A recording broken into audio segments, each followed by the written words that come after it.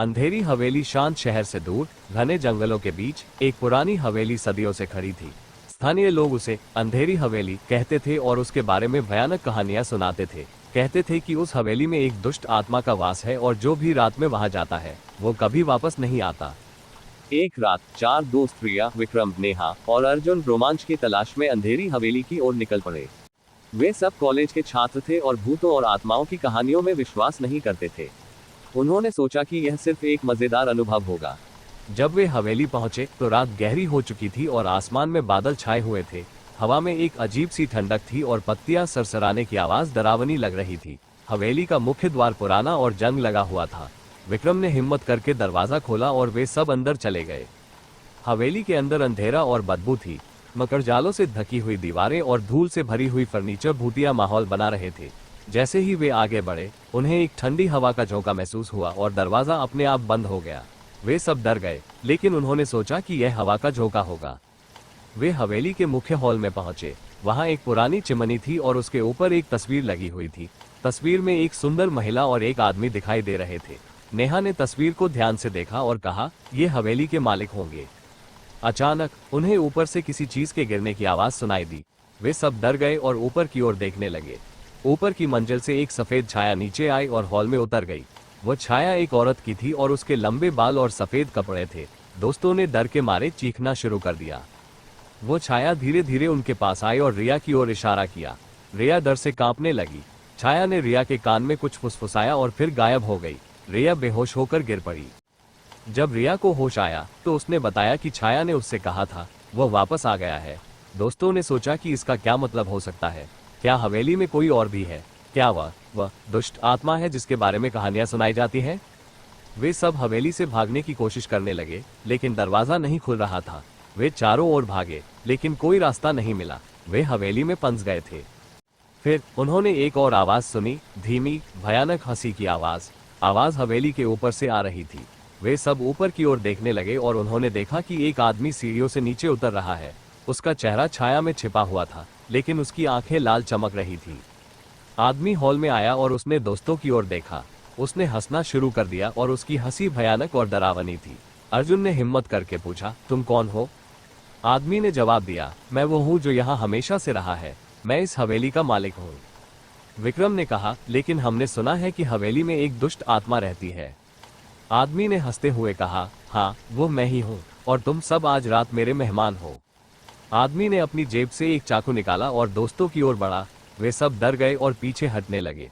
नेहा ने चिल्लाकर कहा, हमें जाने दो, हमने कुछ नहीं किया है।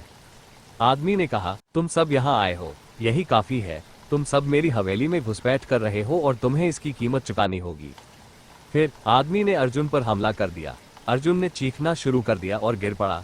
बाकी दोस्त डर के मारे भागने लगे।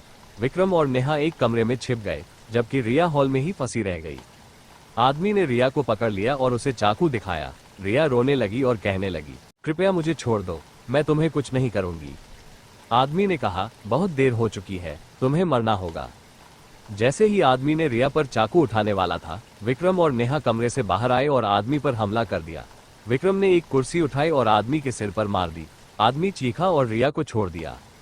तीनों दोस्त भागने लगे, लेकिन आदमी ने उन्हें पीछा करना शुरू कर दिया। वे हवेली के चारों ओर भागे, लेकिन आदमी हमेशा उनके पीछे था। वे सब थक गए और निराश हो गए। उन्हें लगा कि वे कभी हवेली से बाहर नहीं निकल पाएंगे। फिर रिया को एक विचार आया। उसने याद किया कि छाया ने उसके कान में क्या कहा था, वह वापस आ गया है। रिया ने सोचा कि इसका मतलब क्या हो सकता है। क्या वह आदमी का कोई दुश्मन है? क्या वो उनकी मदद कर सकता है? रिया ने अपने दोस्तों को बताया कि छाया ने उससे क्या कहा था। विक्रम और नेहा भी हैरान रह गए। उन्होंने सोचा कि यह उनका आखिरी मौका हो सकता है। उन्होंने फैसला किया कि वे उसको खोजने की कोशिश करेंगे। वे तीनों हवेली के ऊपर की मंजिल पर गए। वहां उन्हें एक कमरा मिला जो बंद था। दरवाजे पर एक ताला लगा हुआ था। विक्रम ने ताला तोड़ा और वे अंदर चले गए। कमरे के अंदर अंधेरा और ठंडा था। एक पुरानी डेस्क और एक कुर्सी थी। डेस्क पर एक किताब रखी हुई थी। रिया ने किताब उठाई और उसे खोला। किताब पुरानी और धूल से भरी हुई थी। उसके पन्ने पीले हो गए थे। रिया ने किताब पढ़ना शुरू कर दिया। ये हवेली के मालिक की डायरी थी। डायरी में हवेली के इतिहास और मालिक के बारे में लिखा हुआ था। मालिक का नाम राज था और वह एक दुष्ट और क्रूर आदमी था। उसने अपनी पत्नी को मार डाला था और हवेली में दफना दिया था। फिर उसने आत्महत्या कर ली थी। डायरी में ये भी लिखा हुआ था कि राज की पत्नी की आत्मा हवेली में भटकती है और वह बदला लेना चाहती है। रिया ने सोचा कि छाया राज की पत्नी की आत्मा हो सकती है और वो राज का दुश्मन हो सकता है। फिर उन्हें कमरे के पीछे एक और दरवाजा मिला। ये दरवाजा एक गुप्त सुरंग की ओर जाता था। विक्रम ने दरवाजा खोला और वे सुरंग में उतर गए। सुरंग अंधेरी और नम थी। दीवारों पर काई लगी हुई थी और पानी टपक रहा था। वे धीरे धीरे सुरंग में आगे बढ़े। फिर उन्होंने एक आवाज सुनी, रोने की आवाज। आवाज सुरंग के अंत से आ रही थी। वे सुरंग के अंत तक पहुंचे और उन्होंने देखा कि एक औरत सुरंग के कोने में बैठी हुई रो रही है। वो सफेद कपड़े पहने हुए थी और उसके लंबे बाल थे। यह वही छाया थी जो हॉल में दिखाई दी थी। रिया ने छाया के पास जाकर कहा, क्या तुम राज की पत्नी हो? छाया ने रोना बंद कर दिया और रिया की ओर देखा। उसने हाँ में सिर हिलाया। रिया ने कहा, हमें पता है कि राज ने तुम्हारे साथ क्या किया। हम तुम्हारी मदद करना चाहते हैं। छाया ने कहा, तुम मेरी मदद नहीं कर सकते। कोई भी मेरी मदद नहीं कर सकता। मैं हमेशा के लिए इस हवेली में फंसी रहूंगी। विक्रम ने कहा, नहीं, ऐसा नहीं है। हम तुम्हें यहाँ से निकालने का रास्ता खोज सकते हैं। नेहा ने कहा, हाँ, हम तुम्हें राज से बदला लेने में मदद कर सकते हैं। छाया ने दोस्तों की ओर देखा और उसकी आंखों में थोड़ी उम्मीद दिखाई दी। उसने कहा, क्या तुम सच कह रहे हो? रिया ने कहा, हाँ, हम सच कह रहे हैं। हम तुम्हें वादा करते हैं कि हम तुम्हें इस हवेली से बाहर निकालेंगे। फिर छाया ने दोस्तों को राज को हराने और हवेली से बाहर निकलने का रास्ता बताया। छाया ने बताया कि राज को मारने के लिए उन्हें उसकी कमजोरियों का इस्तेमाल करना होगा। राज की कमजोरी उसकी पत्नी की आत्मा थी। अगर वे छाया की मदद से राज को डरा सकते हैं तो वो कमजोर हो जाएगा और उन्हें उसे हराने का मौका मिल जाएगा। दोस्तों ने छाया की योजना सुनी और वे तैयार हो गए। उन्होंने सुरंग से वापस हवेली में गए। वे जानते थे कि यह एक खतरनाक योजना है, लेकिन उनके पास कोई और विकल्प नहीं था। वे हॉल में वापस आए और उन्होंने राज को वहां पाया। राज हंस रहा था और उनकी प्रतीक्षा कर रहा था। उसने कहा, तुम सब कहां गए थे? क्या तुम भागने की कोशिश कर रहे थे? तुम्हें पता होना चाहिए कि तुम कहीं नहीं जा सकते। यह हवेली मेरी है और तुम सब हमेशा के लिए यहीं रहोगे। रिया ने कहा, नहीं राज, तुम गलत हो। ये हवेली तुम्हारी नहीं है, ये तुम्हारी पत्नी की है और वो तुम्हें कभी शांति से नहीं रहने देगी। ये सुनकर राज गुस्सा हो गया। उसने कहा, तुम झूठ बोल रही हो। मेरी पत्नी मर चुकी है, वह कभी वापस नहीं आएगी। तभी हॉल में हवा ठंडी हो गई और छाया हॉल में प्रकट हो गई। राज ने छाया को देखा और डर के मारे कांपने लगा। उसने कहा, नहीं, ये सच नहीं हो सकता, तुम मर चुकी हो। छाया ने कहा, मैं मर चुकी हूँ राज, लेकिन मैं वापस आ गई हूँ और मैं तुम्हें कभी माफ नहीं करूंगी। तुमने मुझे मार डाला था और अब मैं तुम्हें मार डालूंगी। छाया ने राज की ओर बढ़ना शुरू कर दिया। राज डर के मारे पीछे हटने लगा। वो छाया से डर रहा था और जानता था कि वो उसे हरा नहीं सकता। छाया ने राज पर हमला कर दिया। राज चीखा और गिर पड़ा। छाया ने राज को तब तक मार डाला जब तक वो मर नहीं गया। जब राज मर गया तो छाया गायब हो गई। हवेली में ठंडक गायब हो गई और हवा गर्म हो गई। दोस्तों ने राहत की सांस ली और जब चारों दोस्त वहां से चले गए तब हवेली से आवाज आई, अभी तुमको यहाँ आना है, तुमको आना पड़ेगा। और जोर से हंसी की आवाज आती है। हा हा हा हा हा हा हा हा, मजा आएगा। हा हा हा हा हा हा हा हा। क्या अंधेरी हवेली की कहानी यहाँ पूरी हो गई या कुछ और भी बाकी था उस हवेली में? और अर्जुन के साथ आखिर शहर लौट क्या हुआ जानने के लिए चेक मार्क अंधेरी हवेली भाग 2। राज को हराने और छाया को शांति दिलाने के बाद रिया, विक्रम, नेहा और अर्जुन शहर लौट आए। वे सब थके हुए और डरे हुए थे, लेकिन उन्हें राहत महसूस हुई कि वे अंधेरी हवेली से बच निकले थे। उन्होंने फैसला किया कि वे कभी भी भूतों और आत्माओं की खोज में दोबारा नहीं जाएंगे। हालांकि अंधेरी हवेली का अनुभव उनके दिमाग से जा नहीं रहा था।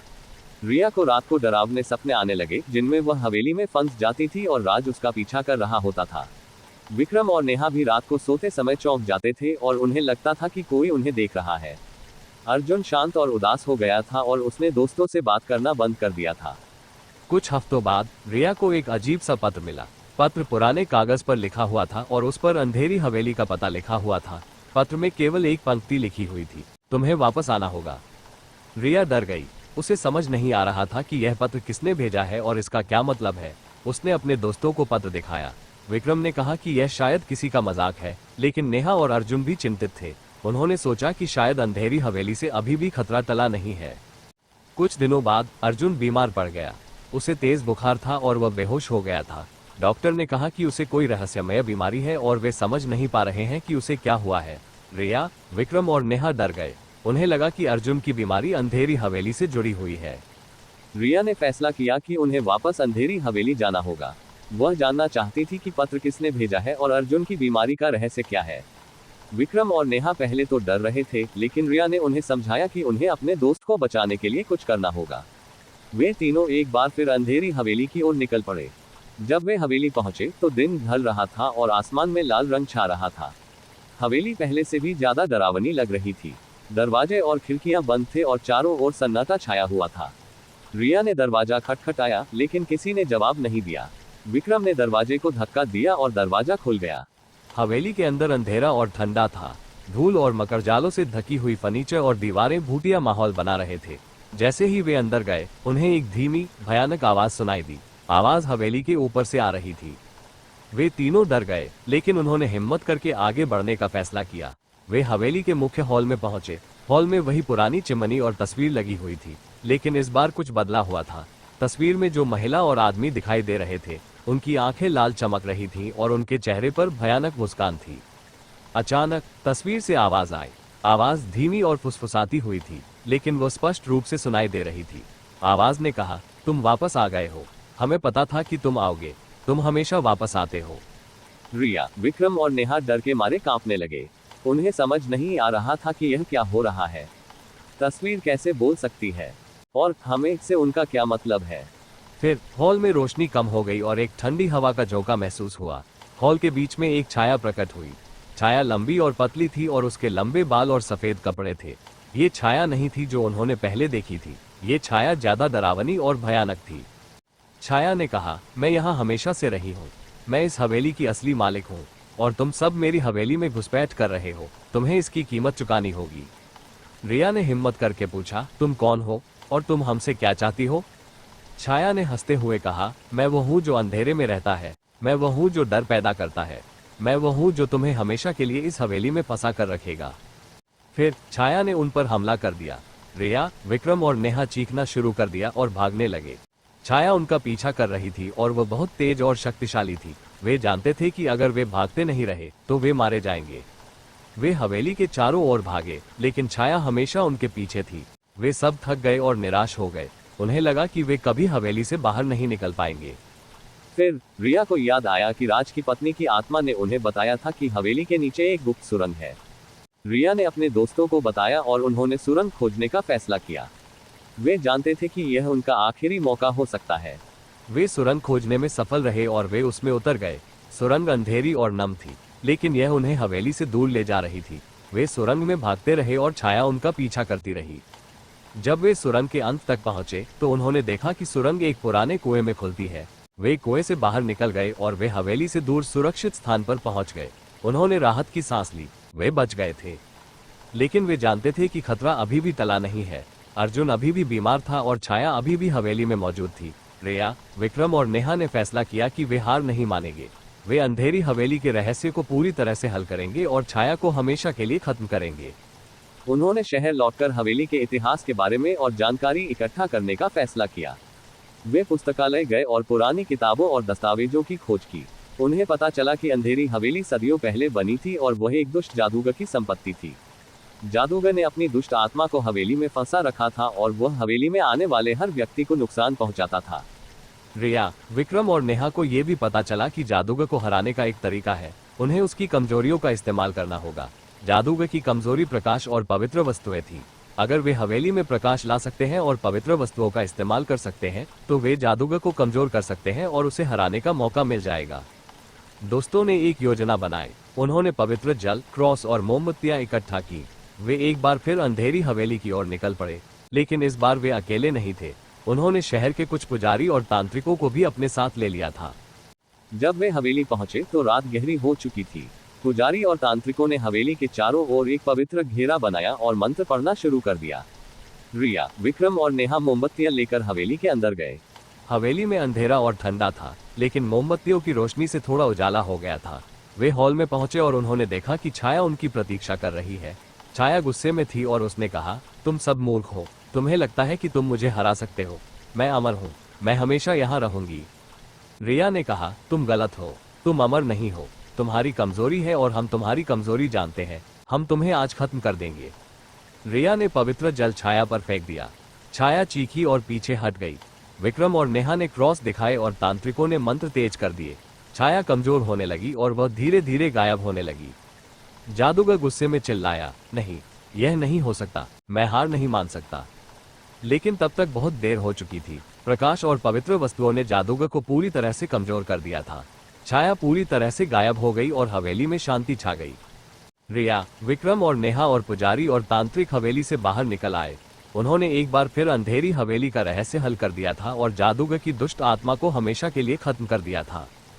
शहर वापस लौटकर अर्जुन धीरे धीरे ठीक होने लगा।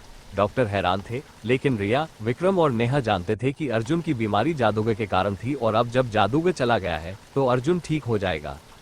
क्या इस हवेली का रहस्य खत्म हो गया या नहीं? आखिर कौन है वो जो इन 4 दोस्तों के पीछे है? अपवर्ड ट्रेंड अंधेरी हवेली का रहस्य भाग 3। अंधेरी हवेली से निकलने के बाद रिया, विक्रम, नेहा और अर्जुन ने सोचा कि आखिरकार उन्हें शांति मिलेगी। उन्होंने राज और उसकी दुष्ट सेना को हराया था, छाया को शांति दिलाई थी और हवेली को सुरक्षित कर दिया था। उन्हें लगा कि अब वे अपनी जिंदगी सामान्य रूप से जी सकते हैं। लेकिन किस्मत को शायद कुछ और ही मंजूर था। हालांकि हवेली से दुष्टता खत्म हो गई थी, उस जगह का साया और उन अनुभवों का साया अभी भी उन पर मंडरा रहा था। वे 4 दोस्त एक गहरे अदृश्य बंधन में बंध गए थे, एक बंधन जो डर, साहस और एक साझा रहस्य से बना था।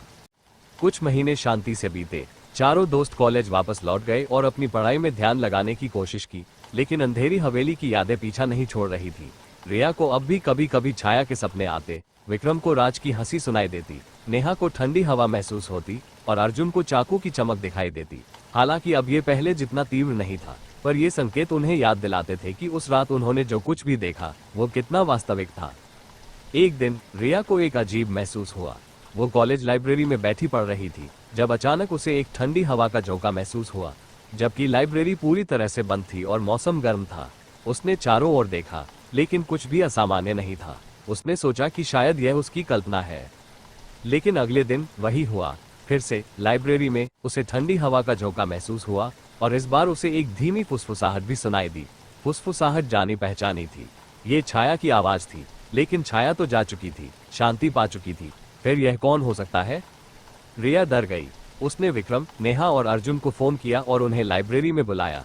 जब वे सब मिले, रिया ने उन्हें अपने अनुभव के बारे में बताया। विक्रम ने कहा, यह अजीब है, मुझे भी कुछ दिनों से अजीब महसूस हो रहा है। मुझे ऐसा लग रहा है जैसे कोई मुझे देख रहा है, हालांकि जब मैं मुड़ता हूँ तो वहाँ कोई नहीं होता। नेहा ने कहा, हाँ, मुझे भी। मुझे आजकल रात को नींद नहीं आती। मुझे ऐसा लगता है जैसे मेरे कमरे में कोई है, अंधेरे में कहीं छिपा हुआ है। अर्जुन ने कहा, और मुझे ऐसा लग रहा है जैसे मेरे हाथ में फिर से चाकू की ठंडक महसूस हो रही है, हालांकि चाकू तो अंधेरी हवेली में ही छूट गया था। चारों दोस्त समझ गए कि कुछ गड़बड़ है। अंधेरी हवेली का खतरा पूरी तरह से खत्म नहीं हुआ था। कोई नई दुष्टता जाग रही थी और वे सब उसके निशाने पर थे। विक्रम ने कहा, हमें फिर से अंधेरी हवेली जाना होगा। हमें पता लगाना होगा कि इस बार क्या हो रहा है। नेहा ने डरते हुए कहा, नहीं, मैं फिर से उस डरावनी जगह पर नहीं जाना चाहती। हमने वादा किया था कि हम कभी वापस नहीं जाएंगे। अर्जुन ने कहा, मैं नेहा से सहमत हूँ। हमने पिछली बार बहुत मुश्किल से जान बचाई थी। हमें और खतरा मोल नहीं लेना चाहिए। लेकिन रिया ने कहा, नहीं, हमें जाना होगा। अगर कोई नई दुष्टता जाग रही है तो हमें उसे रोकना होगा। अगर हम कुछ नहीं करेंगे तो वह हम सबको और शायद पूरे शहर को बर्बाद कर देगी। आखिरकार विक्रम और अर्जुन रिया की बात मान गए, पर नेहा अभी भी डरी हुई थी। लेकिन रिया ने उसे समझाया और मनाया और अंत में नेहा भी राजी हो गई। चारों दोस्त एक बार फिर अंधेरी हवेली की ओर निकल पड़े। इस बार वे दिन में नहीं बल्कि रात में गए। वे जानते थे कि अगर कोई खतरा है तो वह रात में ही सबसे ज्यादा शक्तिशाली होगा। जब वे हवेली पहुंचे तो रात गहरी हो चुकी थी और चांद बादलों के पीछे छिप गया था। अंधेरा और भी घना था और हवेली पहले से भी ज्यादा डरावनी लग रही थी। हवा में वही ठंडक थी, लेकिन इस बार इसमें एक अजीब सी गंध भी थी, सड़ी हुई पत्तियां और धूल की गंध। वे हवेली के मुख्य द्वार पर पहुंचे और विक्रम ने दरवाजा खोला। अंदर सब कुछ अंधेरा था, लेकिन इस बार बदबू और भी ज्यादा तेज थी। मकड़जाल और भी ज्यादा घने थे और धूल की परत और भी मोटी थी। ऐसा लग रहा था जैसे हवेली और भी ज्यादा पुरानी और उजाड़ हो गई है। वे हवेली के मुख्य हॉल में पहुंचे और वहां रुक गए। रिया ने कहा, छाया ने कहा था कि वो वापस आ रहा है। मुझे लगता है कि हमें यहीं इंतजार करना चाहिए। वे हॉल में कुछ देर तक इंतजार करते रहे, लेकिन कुछ नहीं हुआ। फिर नेहा ने कहा, मुझे लगता है कि हम बेवजह डर रहे हैं। यहाँ कुछ नहीं है, हमें वापस चले जाना चाहिए। जैसे ही नेहा ने ये कहा, हॉल में हवा ठंडी हो गई और एक धीमी फुसफुसाहट सुनाई दी। ये छाया की आवाज नहीं थी, यह एक नई आवाज थी, धीमी धीमी और भयानक। आवाज कह रही थी, तुम गलत हो नेहा, खतरा यही है और मैं बहुत जल्द वापस आ जाऊंगा। तभी हॉल के दरवाजे अपने आप बंद हो गए और एक नई भयानक हंसी की आवाज सुनाई दी। ये राज की हंसी नहीं थी, यह एक और भी भयानक हंसी थी, गहरी, गूंजती हुई और रेंगने वाली। चारों दोस्त डर के मारे कांपने लगे। विक्रम ने कहा, ये कौन है? ये राज नहीं है। तभी हॉल के दरवाजे खुल गए और एक नया आदमी अंदर आया। यह आदमी राज जैसा भयानक और डरावना नहीं था। यह आदमी साधारण दिखता था, बूढ़ा, कमजोर और बीमार, लेकिन उसकी आंखों में कुछ ऐसा था जो उन्हें डरा रहा था, एक खालीपन, एक दुष्टता, एक अनंत भूख। आदमी हंसा और कहा, मैं वह हूँ जो यहाँ हमेशा से रहा है। मैं इस हवेली का असली मालिक हूँ और तुम सब आज रात मेरे मेहमान हो। अर्जुन ने हिम्मत करके पूछा, तुम कौन हो? हमने पहले कभी तुम्हें नहीं देखा। आदमी ने हंसते हुए कहा, तुमने मुझे नहीं देखा क्योंकि मैं छाया में रहता हूँ। मैं डर में रहता हूँ। मैं उस अंधेरे में रहता हूँ जो हर दिल में छिपा होता है। मैं हूँ अंधेरा स्वयं। ये सुनकर चारों दोस्त समझ गए कि वे एक और भी बड़े खतरे में फंस गए हैं। राज और उसकी सेना तो सिर्फ बच्चे थे। यह नया दुश्मन कहीं ज्यादा शक्तिशाली, कहीं ज्यादा दुष्ट और कहीं ज्यादा खतरनाक था। यह अंधेरी हवेली का असली मालिक था और यह वापस आ गया था अपनी हवेली वापस लेने के लिए और दुनिया को अंधेरे में डुबोने के लिए। नेहा रोने लगी, हमें यहाँ से भागना होगा, हम इस बार नहीं बच पाएंगे। रिया ने कहा, नहीं नेहा, भागने से कुछ नहीं होगा, अंधेरा हर जगह है, हम भाग नहीं सकते, हमें लड़ना होगा, हमें इस अंधेरे का सामना करना होगा, भले ही हम हार जाएं। विक्रम ने कहा, रिया सही कह रही है, हम हार नहीं मान सकते, हमने पहले भी दुष्टता को हराया है और हम इसे भी हराएंगे। अर्जुन ने कहा, तो फिर हम क्या करें, हम अंधेरे से कैसे लड़ेंगे? रिया ने कुछ देर सोचा और फिर कहा, मुझे नहीं पता, लेकिन मुझे एक चीज पता है, हमने पिछली बार छाया की मदद से राज को हराया था, शायद इस बार भी छाया हमारी मदद कर सकती है। विक्रम ने कहा, लेकिन छाया तो जा चुकी है, शांति पा चुकी है, वो हमारी मदद कैसे कर सकती है? रिया ने कहा, मुझे नहीं पता, लेकिन हमें कोशिश करनी होगी, हमें छाया को बुलाना होगा, हमें उससे मदद मांगनी होगी। चारों दोस्त एक साथ मिलकर छाया को बुलाने लगे। उन्होंने छाया का नाम पुकारा, अपनी पूरी ताकत और हिम्मत के साथ उन्होंने छाया से मदद मांगी, उन्हें इस भयानक अंधेरे से बचाने के लिए। और फिर हॉल में हवा ठंडी हो गई और एक धीमी फुसफुसाहट सुनाई दी। ये छाया की आवाज थी, छाया वापस आ गई थी। छाया ने कहा, मैं तुम्हारी मदद करने के लिए वापस आ गई हूँ, लेकिन इस बार खतरा और भी ज्यादा बड़ा है, अंधेरा बहुत शक्तिशाली है, उसे हराना बहुत मुश्किल होगा। रिया ने कहा, हम जानते हैं छाया, लेकिन हम हार नहीं मानेंगे, हम अंधेरे से लड़ेंगे, तुम्हारी मदद से, हम तुम्हें वादा करते हैं कि हम इस बार भी जीतेंगे। छाया ने कहा, ठीक है, मैं तुम्हारी मदद करूंगी, लेकिन तुम्हें मेरी बात ध्यान से सुननी होगी और मेरी हर सलाह का पालन करना होगा। अंधेरा चालाक है और शक्तिशाली है, हमें बहुत सावधानी से लड़ना होगा। छाया ने दोस्तों को अंधेरे से लड़ने की योजना बताई। योजना बहुत खतरनाक और जोखिम भरी थी, लेकिन उनके पास कोई और विकल्प नहीं था। उन्हें अंधेरे का सामना करना होगा, छाया की मदद से, और अंधेरी हवेली के अंतिम रहस्य को हल करना होगा। दुनिया की किस्मत उनके हाथों में थी। आखिर छाया ने कौन सी योजना बताई, उन चार दोस्तों ने कैसे अंधेरे का सामना किया, जानने के कमेंट करें।